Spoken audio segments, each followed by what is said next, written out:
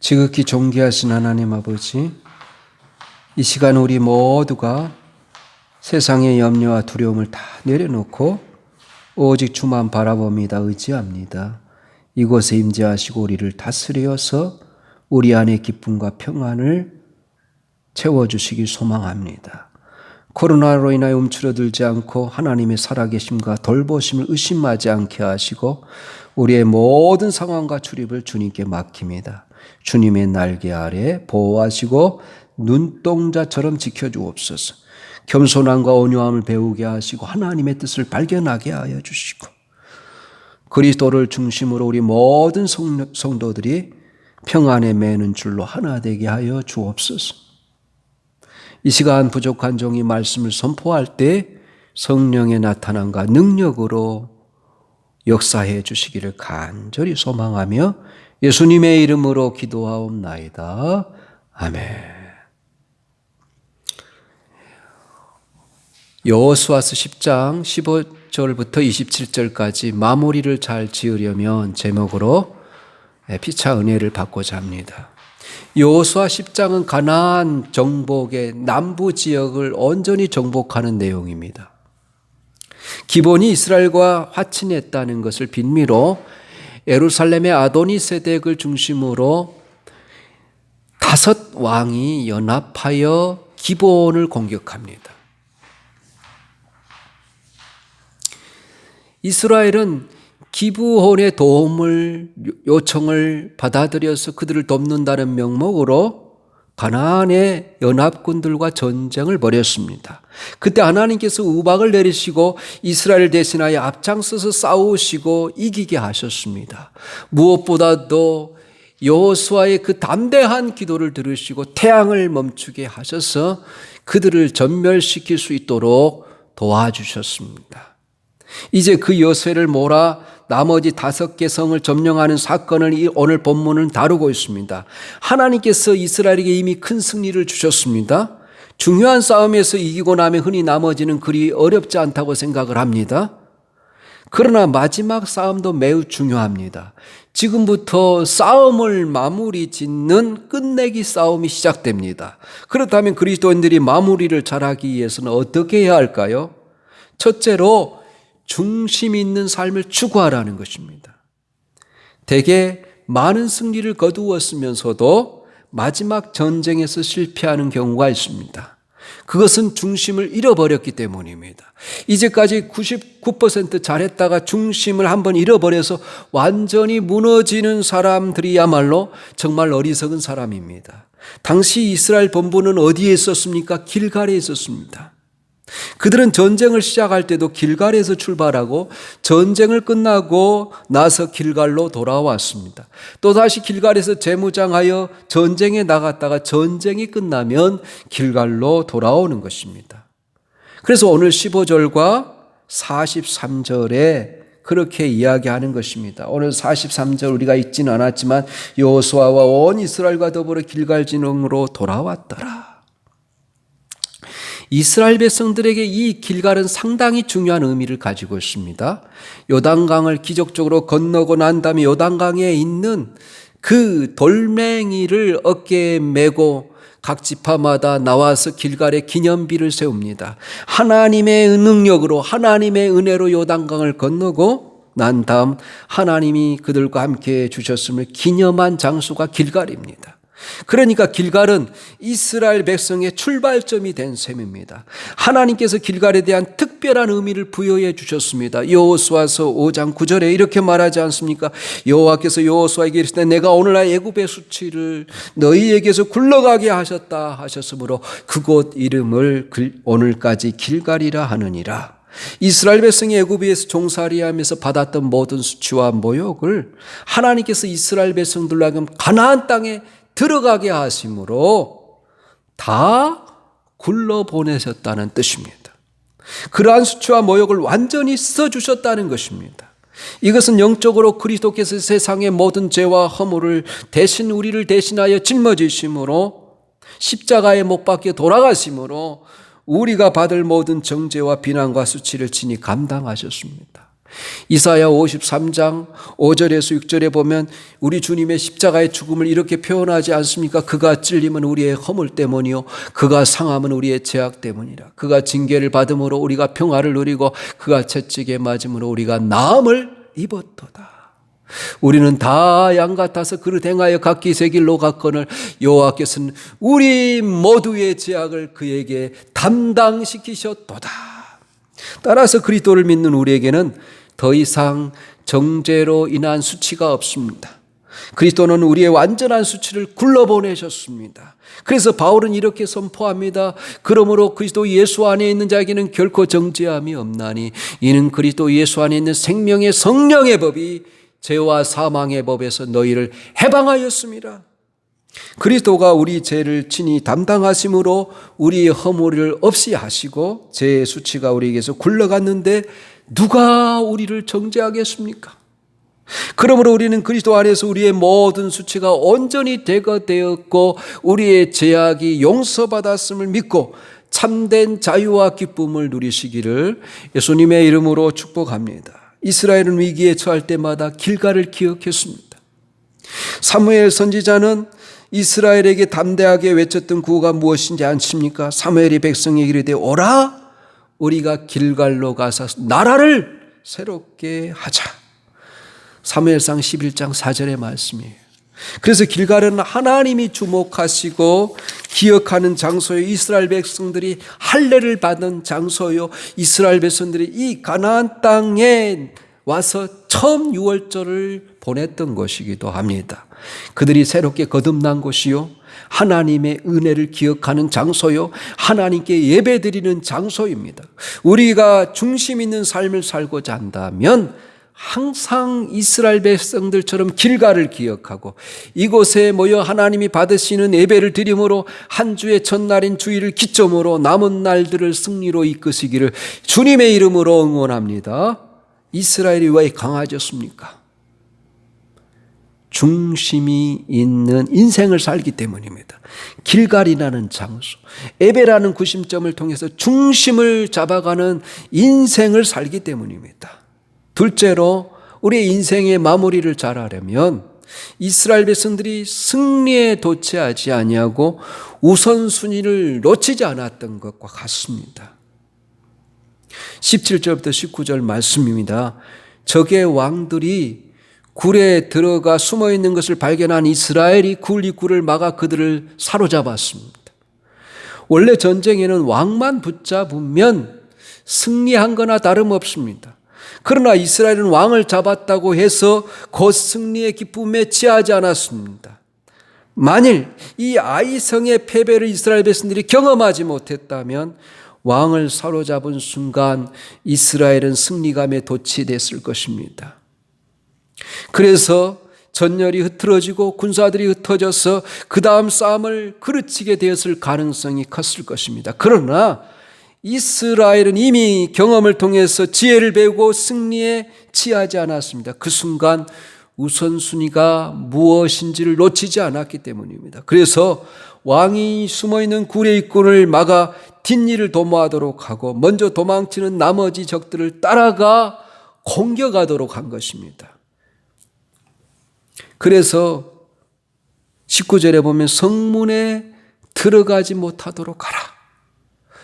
그들이 그들의 성으로 들어가서 바로 세력을 다시 규합하여 반격을 개시할 수 있기 때문에 지체하지 말고 계속 추격하여 공격하라고 말합니다. 진정한 리더의 모습이 무엇입니까? 기회를 놓치지 않는 것입니다. 어디에 집중해야 할지를 아는 것입니다. 적군의 전열이 정비된 상태에 있을 때보다도 훨씬 쉽게 이길 수 있기 때문에 계속 공격하도록 합니다. 일을 쉽게 하는 사람이 있는가 하면 일을 어렵게 만드는 사람이 있습니다. 일을 쉽게 하는 사람은 새가 달구어졌을 때 내리칩니다. 새가 달구어지면 바로 망치가 때릴 때마다 쉽게 변형이 일어나 원하는 모양을 만들 수 있습니다. 그러나 식어지고 굳어지면 그렇게 할 수가 없습니다. 그런데 수없이 망치로 맞아도 실질적인 삶의 변화를 일으키지 못하는 사람이 있습니다. 왜 그렇습니까? 일을 쉽게 하는 것이 뜨거움의 원리에 있다는 것을 알지 못하기 때문입니다. 그래서 이 말은 무슨 뜻입니까? 바로 기회를 놓치지 말라는 거예요. 변화되기 바란다면 뜨거울 때 하라는 것입니다. 마음이 감동이 오고 뜨거울 때 그때 기도하십시오. 찬송이 우러나와 부르고 싶을 때 그때 하나님께 찬송하십시오. 기쁨이 임합니다. 말씀을 읽고 감동이 올 때 그때 집중해서 성경을 읽으십시오. 그러면 영안이 열립니다. 하나님의 귀한 것을 깨닫게 됩니다. 누군가를 도와주고 싶은 마음이 들 때 그때 생각나는 사람에게 필요한 것을 채워주면 그것을 받은 사람도 이것은 하나님의 응답이라고 생각하고 매우 감사하고 기뻐하는 모습을 봅니다. 하나님의 제단에 필요한 것을 채우고자 하는 마음이 들 때 그때 헌물도 필요한 것도 드리십시오. 기회를 놓치지 말아야 합니다. 그래서 여호수아는 5 왕들을 굴 속에 가두어 놓고 백성은 계속해서 가나안 백성들을 추격하게 했습니다. 이때 지도자는 대단히 냉정해야 됩니다. 백성이 피곤하다고 해서 쉬게 하면 밤새도록 기본호에 올라와서 싸워 이긴 것이 아무 소용이 없게 되는 것입니다. 그래서 하나님이 기회를 주셨을 때는 계속 밀어붙여야 합니다. 여호수아는 하나님의 일에는 때가 있는데 그 때를 놓쳐서는 안 된다는 것을 알았습니다. 하나님이 이스라엘 백성들에게 기회를 주셨기 때문에 어떻게든지 아모리 백성에게 치명타를 가해서 다시 전열을 정비할 수 있는 여유를 주지 않아야 합니다. 만약 인정에 끌려 대충 끝나면 나중에 훨씬 더 악화가 재발되기 때문입니다. 이처럼 하나님의 백성들은 어떤 일을 할 때 철저히 준비해서 할 필요가 있습니다. 시작했을 때 철저히 하면 한 번으로 끝나는데 대충 하면 몇 번씩 손을 봐야 하는 경우가 생깁니다. 집을 지을 때도 철저히 규정대로 하면 그 위에 손볼 일이 없는데 부실 공사를 하면 끊임없이 보수 공사를 해야 됩니다. 그러면 시간도 돈도 낭비되는 일입니다. 마찬가지로 하나님이 교회에 부흥이 기회를 주을 때 그 기회를 철저히 활용해서 온 백성들이 똘똘 뭉쳐서 온 성도들이 똘똘 뭉쳐서 바로 그 부흥의 열기를 살려야 합니다. 부흥의 열기가 꺼져버리면 다시 붙이기가 어렵습니다. 그래서 하나님의 일을 할 때는 중간에 그만두는 것보다 더 나쁜 것은 없습니다. 코로나로 인하여 한국 교회의 예배가 예전처럼 회복되기가 쉽지 않을 것이라고 전망합니다. 왜냐하면 많은 사람이 성전 예배에서 오랫동안 이탈하였기 때문입니다. 또 다른 의미에서 오늘 본문은 신약을 살고 있는 우리에게 중요한 교훈을 줍니다. 예수님이 십자가에 죽으신 것은 마귀를 꼼짝하지 못하도록 굴 속에 쳐놓고 입구를 막은 것과 같습니다. 그러나 마귀의 졸병들은 그대로 영향력을 발휘하고 있습니다. 이제 우리가 해야 할 일은 각자가 자기가 속한 영역에서 마귀의 세력을 끝까지 추적해서 박멸하는 것입니다. 그래서 그 결과 21절에 보면 모든 백성이 평안히 막게다 진영으로 돌아와 여호수아에게 이르렀더니 혀를 놀려 이스라엘 자손을 대적하는 자가 없었더라. 모든 백성이 평안히 막게다 진영으로 돌아왔다는 말은 현대인의 성경, 이 현대인의 성경은 리빙 바이블을 번역한 것인데 이렇게 번역했어요. 그래서 이스라엘 군은 한 사람의 희생자도 없이 막게다에 있는 그들의 진지로 무사히 돌아왔는데 감히 입을 놀려 이스라엘 군을 대적하는 자가 없었더라. 가나안 사람들의 최대 뉴스는 뭐냐? 이스라엘 민족에 관한 것이었어요. 이제는 이스라엘 민족에 관해서 혀를 놀리는 자, 조롱하는 자, 그들에 대해서 험한 말을 쏟아놓는 자가 없었다는 겁니다. 그런 그들의 입들이 다 다물어지게 되었습니다. 하나님의 백성들은 다른 사람들이 우리 욕하는 것을 두려워하지 말아야 합니다. 왜냐하면 나중에 결과가 나타나는 것을 보면 하나님이 모든 입들을 다물어지도록 역사하시기 때문이라는 것입니다. 또 마무리를 잘하는 그리스도인이 되려면 셋째로 나쁜 영향력은 철저히 차단해야 된다는 것입니다.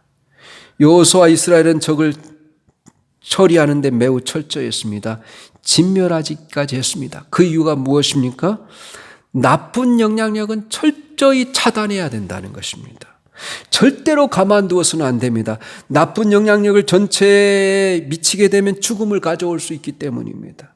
그래서 초창기에는 하나님께서 너무 엄격하게 다루시고 또 아간의 범죄를 그렇게 다루셨던 것도 이유가 있었습니다. 오늘 24절을 보십시오. 그 왕들을 여호수아에게로 끌어내매 여호수아가 이스라엘 모든 사람을 부르고 자기와 함께 갔던 지휘관들에게 이르되 가까이 와서 이 왕들의 목을 발로 밟으라 하며 그들이 가까이 가서 그들의 목을 밟으매 여호수아는 군장들로 하여금 굴에 5 왕들을 끌어내어 왕들의 목을 발로 밟게 했습니다. 왜 하필 그들의 목을 밟게 했을까요? 고대에서 적국 왕의 목을 발로 밟는 것은 완전한 정복을 나타내는 것입니다. 뱀의 목을 발로 밟으면 어떻게 됩니까? 아무리 고개를 쳐들려고 해도 쳐들 수가 없고 목을 빼내어 물려고 해도 물 수가 없습니다. 그러니까 원수의 목을 발로 밟는 것은 완전한 정복과 심판을 의미하는 것입니다. 로마서 16장 20절에 사도 바울은 이렇게 표현합니다. 평강의 하나님께서 속히 사단을 너희 발 아래 상하게 하시리라. 민수기 14장을 보면 이스라엘 백성들이 얼마나 가나안 사람들을 두려워했는지 모릅니다. 아낙 자손을 보고 자기들은 그들 앞에서 메뚜기와 같은 존재로 여겼습니다. 그들에게 이러한 가나안 사람들에 대한 두려움을 없애기 위해서 모든 사람들이 보는 가운데 왕들의 목을 발로 밟게 하는 거예요. 신처럼 받들려 섬김을 받던 왕들도 이스라엘 하나님을 거슬려서는 아무것도 할 수 없는 사람에 불과하다는 것을 알도록 하기 위해서 그렇게 하는 것입니다. 그래서 25절에 이렇게 말한 여호수아가 그들에게 이르되 두려워하지 말며 놀라지 말고 강하고 담대하라. 너희가 맞서서 싸우는 모든 대적에게 여호와께서 다 이와 같이 하시리라. 지금 여호수아 앞에 끌려와 있는 왕들도 실제로 무당들이고 점술사들입니다. 그런데 군장들이 그들의 목을 밟으니까 점술이나 속임수를 부릴 수가 없었습니다. 그러니까 그들이 저주하는 말을 두려워할 필요가 없습니다. 입에 거품을 흘리면서 악당과 저주를 퍼부어도 하나도 해당되지 않을 것입니다. 왜냐하면 그리스도의 능력으로 그들의 목을 밟고 있기 때문입니다. 그런데 오늘 이런 모습이 우리에게 있어 장차 이루어지게 될 영광스러운 우리 모습이라는 것입니다. 하나님께서 태초에 인간을 범죄하도록 유혹했던 사단에 대한 심판의 말씀을 하시면서 여인의 후손 곧 예수 그리스도께서 사단의 머리를 밟으리라 예언했습니다. 그리고 우리 주님이 그 예언의 말씀처럼 이 땅에 오셔서 사단과의 싸움에서 완벽한 승리를 거두심으로 이 예언을 이루셨습니다. 그리고 주님은 이렇게 당신만이 승리를 거두신 것이 아니라 우리에게도 뱀과 정갈을 밟으며 원수의 모든 능력을 제어할 권세를 주시겠다고 약속하심으로써 우리를 승리자의 반열에 앉게 하셨기 때문입니다. 요한복음 16장 33절에 이렇게 말해 이것을 너희에게 이르는 것은 너희로 내 안에서 평안을 누리게 하려 함이라. 세상에서 너희가 환난을 당하나 담대하라. 내가 세상을 이기었노라. 누가복음 10장 19절에 이런 놀라운 약속이 있습니다. 내가 너희에게 뱀과 정갈을 밟으며 원수의 모든 능력을 제어할 권능을 주셨으니 너희를 해할 자가 결코 없으리라. 그러므로 사랑하는 성도 여러분, 우리에게는 세상을 이길 힘과 능력을 하나님이 주셨습니다. 그러니 세상과 악한 세력을 두려워하지 마시기 바랍니다. 오히려 하늘과 땅의 모든 권세를 지니신 주님만을 신뢰하며 악한 세력을 물리치십시오. 대적하십시오. 그러면 마귀는 한 길로 왔다가 7길로 도망칠 것입니다. 이미 승리가 약속된 싸움에 우리를 불러주셨음을 믿고 소망 중에 기뻐하면서 담대하게 나가십시오. 그리하여 사단의 진을 파하는 강한 그리스도의 군사들이 다 되시기를 예수님의 이름으로 권면합니다. 오늘 본문 이하 28절에서 43절까지 내용에 가장 많이 반복되는 것은 진멸하라는 거예요. 30절을 예를 들면 이스라엘 손에 붙이신지라 칼날로 그 성과 그 중에 모든 사람을 쳐서 멸하여 한 사람도 남기지 아니하였으니, 이 말이 계속 반복돼요. 전멸하라는 것입니다.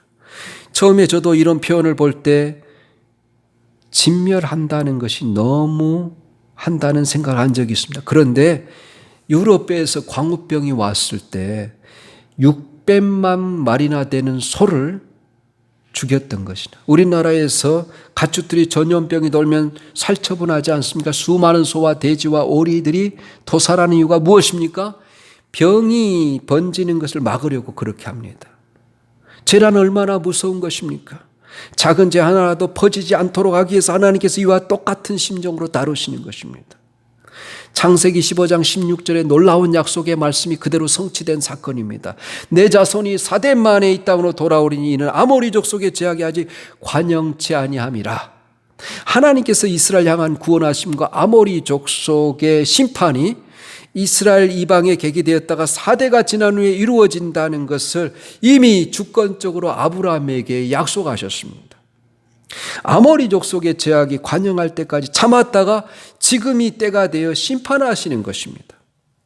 어느 때는 하나님이 일이 더디 이루어지는 것 같이 보일 때도 있고, 어느 때는 무고한 자가 죽임을 당하는 것 같이 보일 때가 있습니다. 우리 눈에 그렇게 보이는 이유는 그것이 하나님의 시간 안에 있기 때문입니다. 우리가 그 시각을 모르기 때문입니다. 하지만 분명한 것은 하나님의 정한 시간이 성취된다는 것입니다. 따라서 하나님께서 아모리 사람들, 이스라엘 사람들에게 붙이셔서 이스라엘은 승리하고 아모리 사람들을 진멸하도록 하신 것을 두고 무고한 사람을 죽인다는 식으로 이해해서는 안 되겠습니다. 거기에서는 우리 모두가 모르는 하나님의 시간과 하나님의 경륜이 들어있기 때문입니다.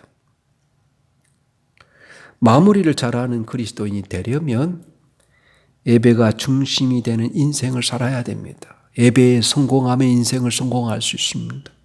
승리에 도취되어 멈춰서기보다는 우선순위해야 하여 계속 매진해야 된다는 것입니다.